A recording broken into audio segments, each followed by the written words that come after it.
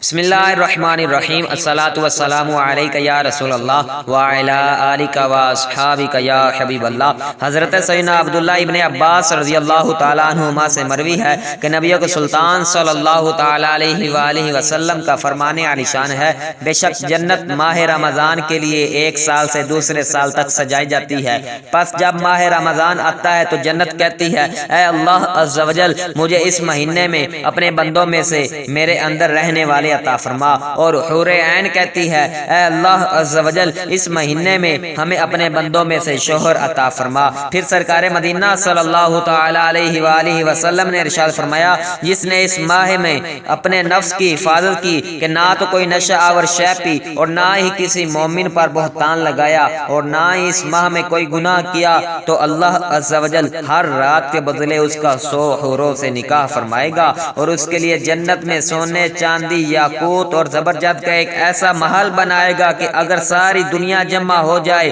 اور اس محل میں آ جائے تو اس محل کی اتنی ہی جگہ گھیرے گی جتنی بکریوں کا ایک باڑہ دنیا کی جگہ گھیرتا ہے۔ اور جس نے اس ماہ میں کوئی نشہ آور شے پی یا کسی مومن پر بہتان باندھا یا اس ماہ میں کوئی گناہ کیا تو اللہ عز و جل اس کے 1 سال کے اعمال برباد فرما دے گا۔ پس تم ماہ رمضان کے حق میں کوتاہی کرنے سے ڈرو، کیونکہ یہ اللہ عز و جل کا مہینہ ہے۔ میرے پیارے اور محترم بھائیوں، معلوم ہوا جہاں ماہ رمضان المبارک کی تعظیم کرنے والوں کے لیے اخروی انعامات و اکرام اور بشارات ہیں، وہاں اس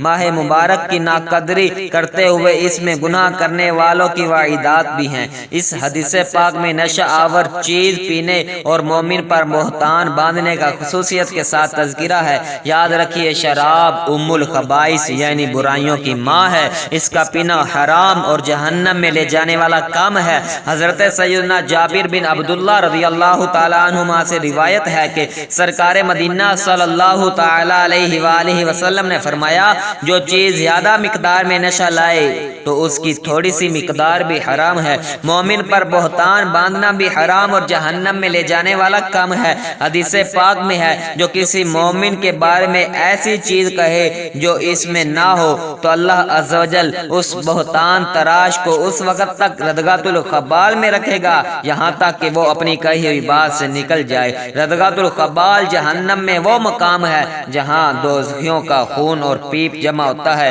سیدنا ام ہانی رضی اللہ تعالیٰ عنہما سے روایت ہے کہ دو عالم صلی اللہ تعالیٰ علیہ وآلہ وسلم نے ارشاد فرمایا کہ میری امت ذلیل اور رسوا نہ ہوگی جب تک وہ ماہ رمضان کا حق ادا کرتی رہے گی۔ عرض کی گئی، یا رسول اللہ صلی اللہ علیہ وسلم، رمضان کے حق کو ضائع کرنے میں ان کا ذلیل اور رسوا ہونا کیا ہے؟ تو رسول اللہ صلی اللہ تعالیٰ علیہ وآلہ وسلم نے فرمایا، اس ماہ میں ان کا حرام کاموں کا کرنا۔ پھر فرمایا، جس نے اس ماہ میں زنا کیا یا شراب پی تو اگلے رمضان تک اللہ عز و جل اور جتنے آسمانی فرشتے ہیں سب اس پر لعنت کرتے رہیں گے۔ پس اگر یہ شخص اگلا ماہ رمضان پانے سے پہلے ہی مر گیا تو اس کے پاس کوئی ایسی نیکی نہ ہوگی جو اسے جہنم کی آگ سے بچا سکے۔ پس تم ماہ رمضان کے معاملے میں ڈرو، کیونکہ جس طرح اس ماہ میں اور مہینوں کے مقابلے میں نیکیاں بڑھا دی جاتی ہیں، اسی طرح گناہوں کا معاملہ بھی ہے۔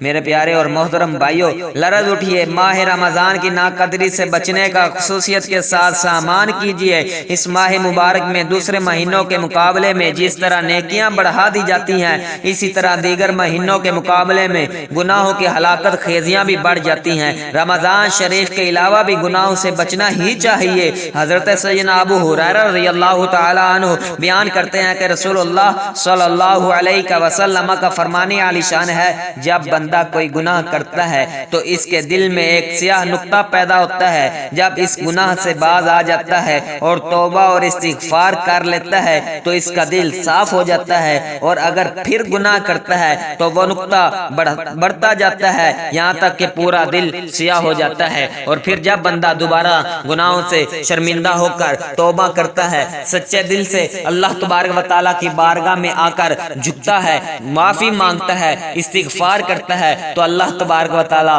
اس کے دل سے پھر وہ زنگ آلود میل کو صاف فرما دیتا ہے، اور اس طرح بندہ عبادت اور ریاضت میں لذت حاصل کر لیتا ہے۔ میرے پیارے اور محترم بھائیوں، سنا آپ نے کہ اللہ تبارک و تعالی گناہ کرنے والا، جو رمضان میں گناہ کرنے والا خصوصیت کے ساتھ، اس کو بخشتا نہیں ہے یہاں تک کہ وہ سچے دل سے توبہ کر لے۔ تو ہمیں بھی چاہیے کہ ماہ رمضان المبارک میں سچے دل سے توبہ کریں، گر گڑا کر معافی مانگے، اور یہ نہیں کہ صرف رمضان میں ہی گناہ چھوڑیں بلکہ پورا سال پوری زندگی ہی گناہوں سے باز رہیں۔ اللہ تبارک و تعالیٰ سے دعا ہے کہ ہمیں عمل کرنے کی توفیق عطا فرمائے، رمضان المبارک کا حق ادا کرنے کی توفیق عطا فرمائے۔ آمین بجاہ نبی الامین صلی اللہ تعالی علیہ وآلہ وسلم۔